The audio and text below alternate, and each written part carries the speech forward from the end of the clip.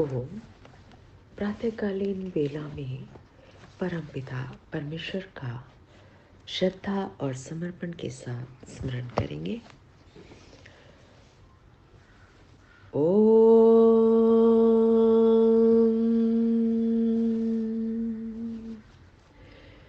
तुंजे तुंजे य उत्तरे स्तोमा इन्द्रस्य वज्रिणः न विन्धे अस्य सुष्टुतिम् न विन्धे अस्य सुष्टुतिम्।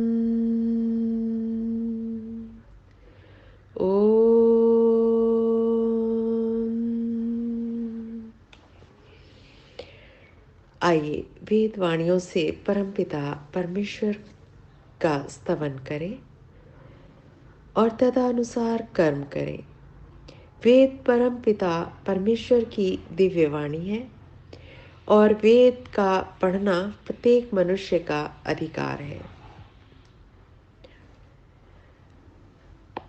आज प्रथम मंडल का 10वां सूक्त और दूसरा मंत्र। मंत्र के देवता हैं इंद्र, ऋषि मधुचंदा वैश्वामित्र और छंद है विराट अनुष्टुप, स्वर गांधार है। भाष्यकार महर्षि दयानंद सरस्वती जी हैं। मंत्र पाठ करते हैं। ओम यत्सानो सानुम आरुहत भूरि अस्पष्टकर्तवं तत् इन्द्रः अर्थं चेतति यूथेन वृष्णिः एजति।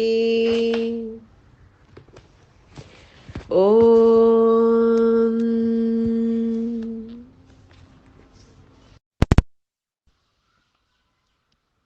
मंत्र का शीर्षक दिया है महर्षि दयानंद सरस्वती जी ने, फिर भी ईश्वर को कैसे जाने। इस मंत्र में इस बात का प्रकाश किया है। पदार्थ अन्वय भाषा।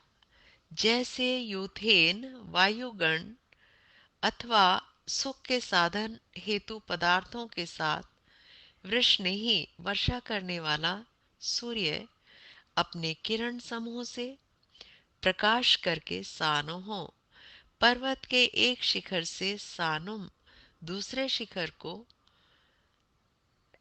ये विभक्तियों का अंतर है, सानोह और सानुम,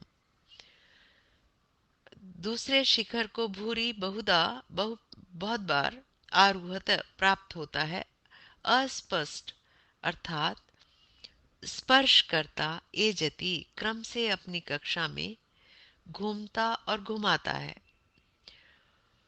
वैसे ही जो मनुष्य कर्म से एक कर्म को सिद्ध करके अर्थात पूर्ण करके दूसरे कर, कर्तवम करने को दूसरे को करने को भूरी बहुधा आरूहत आरंभ तथा अस्पष्ट स्पर्श करता हुआ एजति प्राप्त होता है।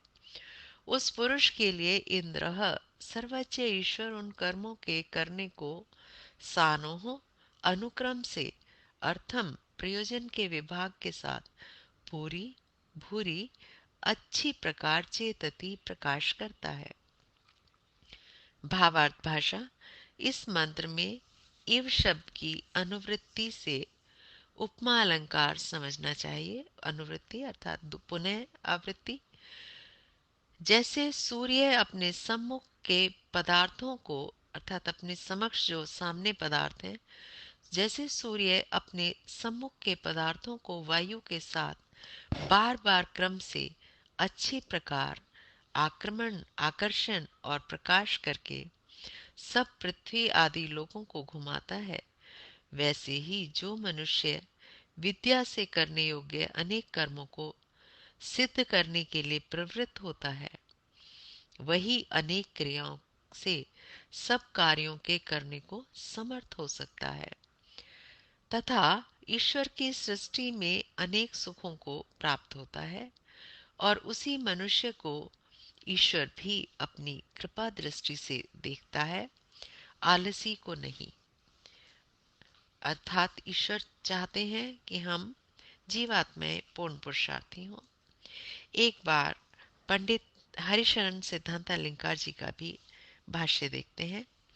उन्होंने इस मंत्र को शीर्षक दिया है पर्वत शिखर से पर्वत शिखर पर। गत मंत्र के अनुसार प्रभु को जीवन का लक्ष्य बनाकर जब हम जीवन यात्रा में चलेंगे तब मार्ग में विघ्न न आएंगे, ऐसी तो कल्पना ही न करनी चाहिए। क्यों? क्योंकि श्रेयांसी बहुविज्ञानी विघ्न कल्याणों में ही हुआ करते हैं। जब भी हम कोई अच्छा कार्य करते हैं तो विघ्न आते हैं। दुर्ग पथस्तत् कवयो वदंती, धर्म का मार्ग दुर्गम तो है ही, परंतु प्रभु को लक्ष्य बनाकर यत जब यह मधुचंदा, जो इस मंत्र का ऋषि है, वो अपने लिए कह रहा है, जब यह मधुचंदा आगे बढ़ता है तब सानोह, एक पर्वत शिखर से सानुम दूसरे पर्वत शिखर पर आरूढ़ होता है, अर्थात एक के बाद दूसरी बाधा को जीत कर उससे विजयी होकर आगे बढ़ता चलता है तथा भूरी खूब ही कर्तवम, अपने कर्तव्यों को अस्पष्ट स्पर्श करता है, यानी कि हर सफलता को वो छू लेता है, अर्थात प्रारंभ करता है। संक्षेप में, जब यह विघ्न बाधाओं से न घबराकर उनको जीतता हुआ आगे बढ़ता चलता है, तद तदा तब यह इंद्र जितेंद्रिय पुरुष, विघ्न बाधाओं से न घबराने वाला पुरुष, अर्थम अपने पुरुषार्थ को, लक्ष्य को चेतती, जान पाता है, अर्थात लक्ष्य तक पहुंच जाता है। लक्ष्य क्या है? मोक्ष रूप परम पुरुषार्थ को यह प्राप्त कर पाता है। जीवन का, मनुष्य जीवन का लक्ष्य मोक्ष ही बताया है।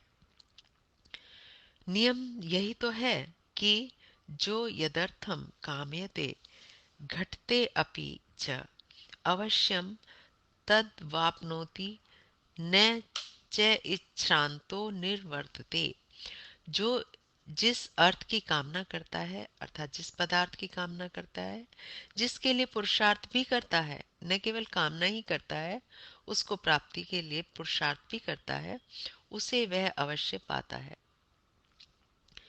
यदि ऊब कर रुक नहीं जाता तब प्राप्त करता है। यह परम पुरुषार्थ का साधक पुरुष वृष्णि ही शक्तिशाली व सब पर सुखों की वर्षा करने वाला बनकर यूथेन प्राणगणों के साथ, अर्थात मरुत रूप अपने सैनिकों के साथ, जो प्राण है मरुत हैं, 10 प्रकार के प्राण हैं, वो जीवात्मा के सैनिक मानो बताए हैं, ए जति शत्रुओं को कंपित करके दूर भगा देता है। प्राण साधना के द्वारा काम क्रोध आदि शत्रुओं के आक्रमण की आशंका समाप्त हो जाती है और इस प्रकार निर्विघ्नता से मनुष्य लक्ष्य स्थान पर पहुंच जाता है। भावार्थ पंडित जी ने इस प्रकार किया है। विघ्नों को दूर करके आगे बढ़ते चलना तथा कर्तव्यों को करना, यही पुरुषार्थ प्राप्ति का मार्ग है। यह साधक प्राण साधना से काम आदि शत्रुओं को कंपित कर दूर कर देता है, यानी कि इस साधक के पास काम क्रोध आदि जो द्वेष राग अस्मिता राग द्वेष ये हैं, ये उसको आक्रमित नहीं करते। आज के मंत्र का यही संदेश, यही उपदेश आज मैंने दोनों ग्रंथों से इस बात को बताने का प्रयास किया। ओम इति शम। नमस्ते जी, धन्यवाद।